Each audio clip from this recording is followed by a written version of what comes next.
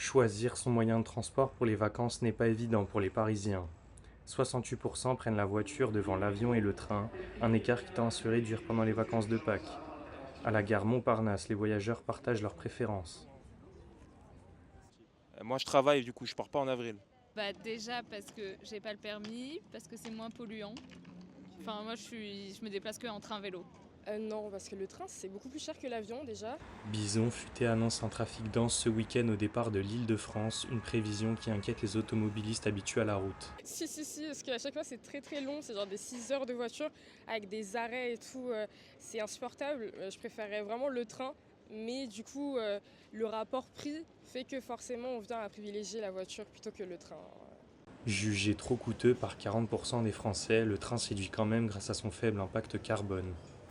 Je suis stressée en voiture en vrai, donc le train c'est assez reposant. Tu te mets dedans et il n'y a rien à faire, voilà. Et niveau écologique, bah clairement, 1000 fois plus écologique, donc voilà. Puis oui, il n'y a rien à prévoir quoi. Juste ton billet de train.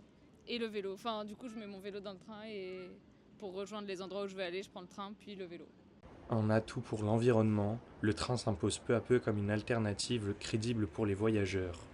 Grâce à ses offres spéciales, dans le but de séduire de plus en plus de clients. C'est un atout pour l'environnement face aux enjeux écologiques et économiques. De rien, il n'y a pas de souci.